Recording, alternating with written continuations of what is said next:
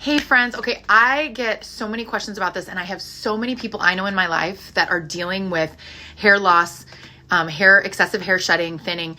And so I wanted to make like a series of stories. I think I'll save them as a highlight because I think this information, knowledge is power. And if you are somebody that's noticed like increased shedding or hair fall, hair loss in the shower, or when you're brushing your hair, I'm with you and I want to tell you a little bit about it because I think once you know what to expect and what is actually happening, it takes away some of the fear.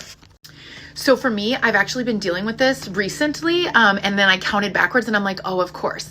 Because in March, I had a 5-day hospitalization, tons of stress surrounding that, a flare-up with MS. And so I noticed a little bit of increased hair shedding. And so I just want to be really honest and like transparent with my journey. I am not a doctor. I am not your doctor. I am not recommending anything as medical advice, but I also, all that I'm going to share, you can Google, you can find out. I've done research on some of this, and there's really helpful like medical journals. And I just think that knowledge is power. And if you know some of what might be happening and you know some of the causes and factors that may help, I think that it's really, really, really helpful. Again, not to freak out, to know what's occurring in your body and possibly how to help.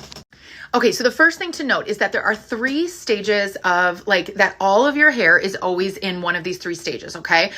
There's the anagen, catagen, and telogen phase, which is basically the growth phase. At any given time, usually 80 to 90% of your hair is in the growth phase, yay.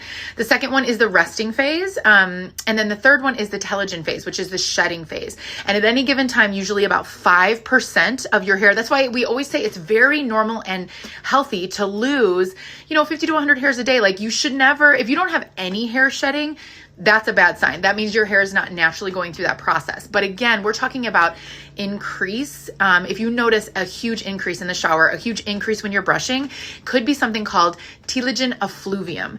And let me share you a little bit more about that. So telogen effluvium is really common. Here is a definition. It is something that really impacts everybody throughout their life. And this is the important thing to know, again, because knowledge is power. To not freak out.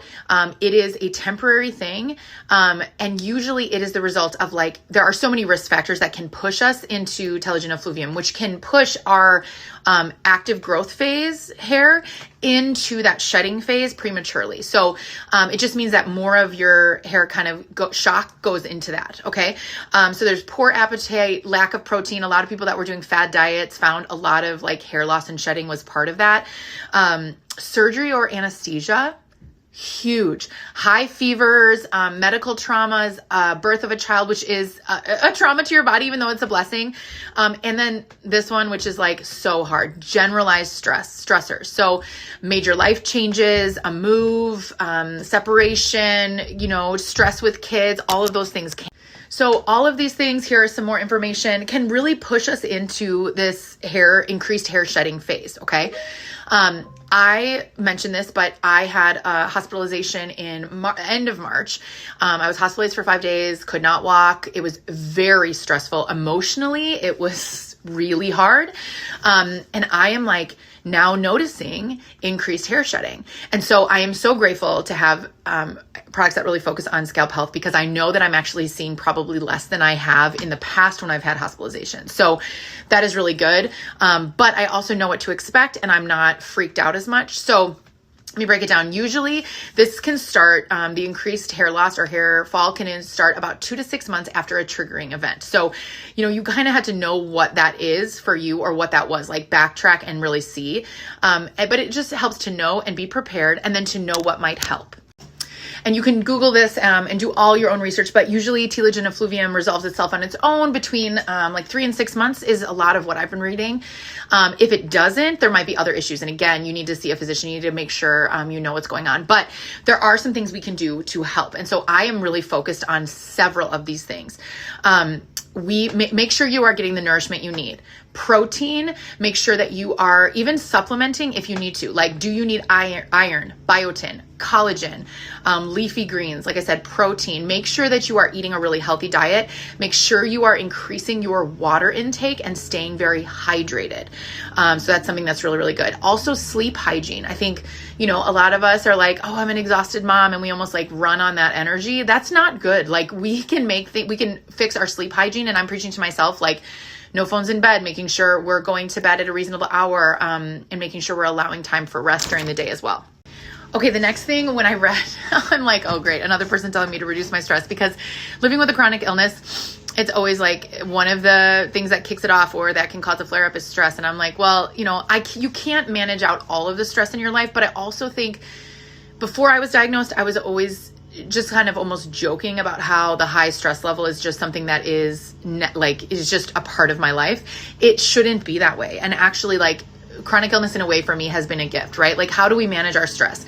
And I just want to give you some ideas. Are you setting aside time for prayer, thinking, like time when no one is demanding something of you or needing you every second? Do you need to go to therapy? Do you need to go to church or leave a toxic church environment?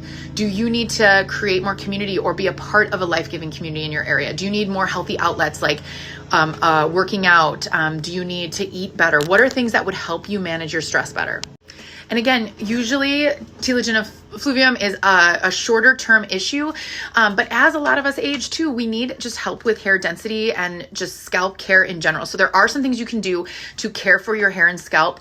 I am so glad I've added those as part of my routine, because again, I'm not freaking out about this because I know it is much more, I know for a fact it is much more limited than a few years ago when I had this, before I was really implementing some of these things into my routine. So I just wanted to give you 2 things that I do every single day and every single week to help have the healthiest environment for growth, and just to make sure that my scalp is taken care of. Like, you're not going to try to grow something in really crappy soil. And so if you want the healthiest hair that can grow, you need to know about these things. So this is the oil for nourishment, and for like promoting new healthy growth. It's our scalp serum. So let me break them down. So let me break down the difference. So our oil, I use it at least once a week overnight.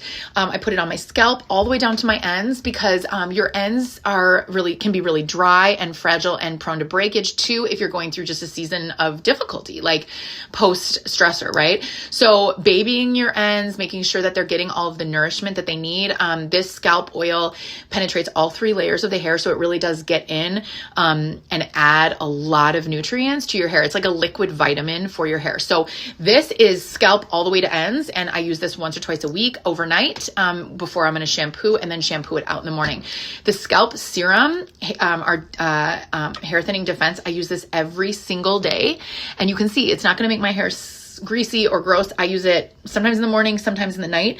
But this is only for your scalp. So you don't need to focus this on your ends, but this has ingredients, dibiotin, melatonin, caffeine. There's so many good ingredients in this. And this is developed in partnership with the University of Miami, with like hair and scalp specialists. And this is clinically proven 92% reduction in hair fall. So again, it is just going to help your hair. People that use it for 60 days report thicker, fuller looking hair. And it is so, so good just to help your scalp be really, really healthy and stimulate that healthy growth. And then I always kind of massage it in. This is such a great brush. I'll have to link this in my Amazon. It's like called the finger brush, but scalp massage is such a good thing to do as well. And you can do it just with your hands as well. But scalp massage and just making sure that all of these things that I'm sharing with you, you can Google, you can do all of your own research, but it's basically just to help you understand, because I think knowledge is power and people freak out prematurely about this. It's something that usually will resolve on its own. And just like everything in life, usually there are things you can do to really help have the healthiest version. So just to have like the healthiest version of you and the healthiest head of hair that you can have is like a great goal, you know? And for me, like living with chronic illness and a lot of stress on my body, I am grateful for learning how to manage my stress better, in like having better diet, and having really, really great products that focus on scalp health. So here's the bottom line. If you are seeing increased hair shedding, increased hair fall, if you've noticed the density of your hair has changed, 1, know the cause or stressor. Like look back in the last 6 months, what has happened? What has been going on? Sometimes that's a key. Like if you're somebody like me that just powers on through, like maybe some self-reflection is needed. Like what is going on? And if there's nothing, definitely seek more of medical advice and a doctor's. Maybe you need a blood test. Maybe you need a workup, right? Don't be afraid to advocate for yourself and try to figure out what exactly is going on. And then, was it fever, a stressor, a new medication, having a baby? All of these things can be something that can really trigger all of those things and so many more. And also just like aging and hormonal changes. Like, it is just good to know what is happening with your body. Because I feel like, at least for me, when I feel out of control and don't understand what's happening, there's a lot more fear involved. So I just want to share these things. Again, I'm not a doctor. I'm definitely not your doctor. So I am just sharing things that, one, you can research and Google on your own, and things that have really, really, really helped me.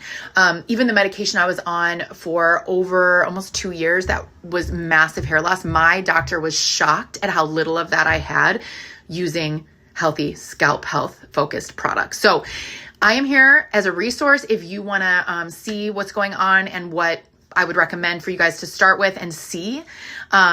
It's good. Just know what about you, implement what you need from this, right? Take away whatever you need. And of course, I am here to help you with a really healthy hair and scalp routine, because even though I'm seeing some of that fall, I'm not worried, and I still have healthier hair than I've had ever.